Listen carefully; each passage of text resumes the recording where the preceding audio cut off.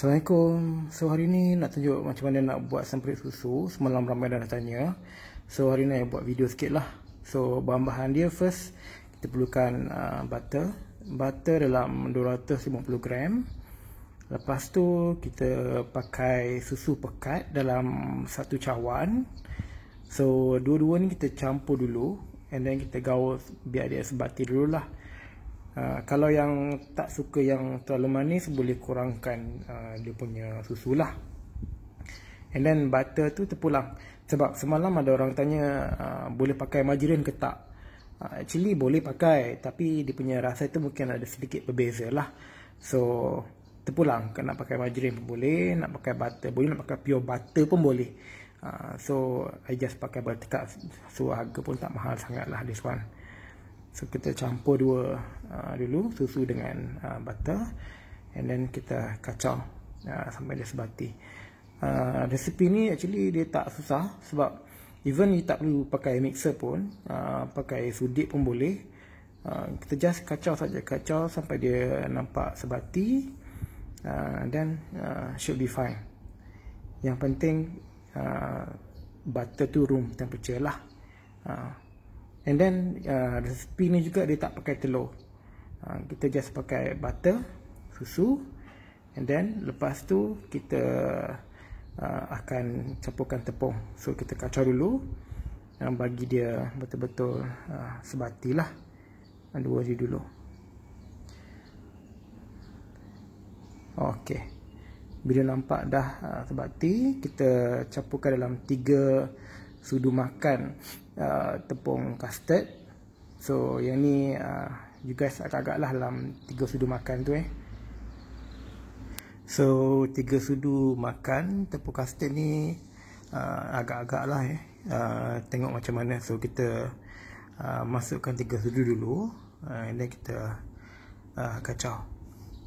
Lepas tu kita boleh tambahkan kita punya tepung jagung. So yang ni I pakai dalam 500 gram. Sebab semalam kalau ikutkan dia punya resepi sebenarnya 400 saja. Tapi bila I dah gaul-gaul semua, agak sedikit lembik lah. So that's why 500 gram jugalah I pakai. So kita kacau dulu, bagi dia betul-betul sebati. So this one kita boleh tengok lah kita punya adunan tu macam mana, adakah dia dah cukup okey untuk kita uli pakai tangan. Lepas tu kita boleh continue dengan pakai tangan lah, lagi senang kita nak uli. Ok, tepung kita masuk half dulu, lepas tu kita kacau, dan bila dah agak sebati, and then kita habiskan balance tepung tadi. So tepung jagung ni apa-apa brand je lah asalkan tepung jagung. So that's why kita resipi ni dia tak susah, and then dia punya bahan pun tak banyak sangat, dalam 4 bahan. Sebab ada setengah tu pakai 3 bahan pun ada. Tapi this one dia campur juga sedikit tepung custard lah. So kita gaul dulu kita punya adunan. So nanti bila dah nampak agak kental, kita uli pakai tangan.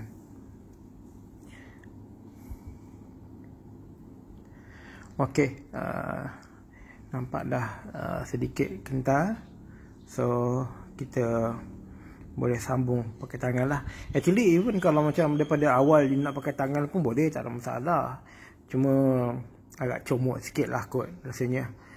So that's why I first pakai sudik dulu, and then kita continue dengan tangan lah. And satu sebab pakai tangan ni senang kita nak rasa kita punya dough tu sebenarnya cukup lembik ke, keras ke apa ke. So, senang kita nak rasa. So kita uji dulu kita punya dough So semalam I buat satu paket 500 gram tu dalam dapat lebih kurang dalam 2 botol besar jugalah biskut semprit ni. Yang this one pun lebih kurang sama jugalah. Sebab nanti adunan ni bila kita dah uli sebati, kita tengok dia punya tekstur lah, lembut ke tak. Kalau macam terlebih lembik, nanti kita tambahkan tepung lah, sedikit-sedikit sampailah kita rasa okey. Sebab kalau terlebih lembik, nanti kita nak tekan dekat dia punya acuan tu, nanti dia akan jadi melekit lah. So nanti agak susah juga kita nak buat. So kita nak kena adunan tu tak terlalu lembik dan juga tak terlalu keras. Kalau keras memang sakit lah jari kita nak buat. Okey, kita uli-uli dulu sampai kita rasa okey. Okey, this one I rasa macam sedikit lembik. So nanti kita tambah kita punya tepung sikit lah. Kalau you guys boleh nampak, memang dia macam lembik sikit lah. Kalau yang guna untuk piping bag, yes, maybe boleh.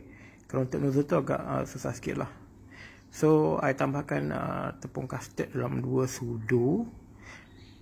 Yang ni you guys nak tambah tepung custard boleh, tepung jagung pun boleh. Tapi kalau tepung gandum biasa tu I tak sarankan sangat, sebab nanti dia akan jadi sedikit keras lah. So either one lah, tepung jagung ataupun tepung custard. Tambah sikit, and then kita uli, kita gaul dulu. Sebab biasanya daripada adunan yang kita mula-mula buat tadi, tak banyak sangat lah yang perlu kita tambah. Semuanya kita mungkin measurement masa kita sukat susu ataupun sukat butter tu mungkin ada terlebih sikit. So that's why dia macam lembik sikit lah tadi. So now I rasa dah okay kita punya adunan. So kita uli sekejap lagi. Lepas tu adunan ni kita akan bahagi kepada 4 tau. So now kita dia punya tekstur tu dah tak melekat dekat jari. So senang kita nak tekan dekat dia punya nozzle lah. So macam yang cakap tadi, adunan tu bagi kepada 4. So ada warna putih, hijau, kuning dengan merah. So yang warna hijau ni yang untuk daun lah. So merah, kuning dengan putih ni untuk bunga. So this one kita bagi pada 4. Senang kita nak buat nanti. Okey, untuk acuan untuk tekap tu I pakai 2. Yang nozzle ni I think pecah 14 kot. Yang ni untuk buat bunga lah. Lepas tu yang untuk buat punya daun dekat bawah tu pakai acuan semprit yang pecah 8 ni, yang tekan ni. So kita isikan yang hijau dulu, and then kita tekap untuk kita buat bahagian daun bahagian bawah. So kita tekap dulu. Tak apa tu, tak terlalu besar, tak terlalu tinggi lah, sebab nanti kita nak letak bunga pula yang dekat atas. And then untuk bunga, kita ambil sedikit color yang kita ada, macam orange sikit, merah sikit, kuning sikit. So kita just combine sekali. Lepas tu kita masukkan dekat kita punya nozzle lah.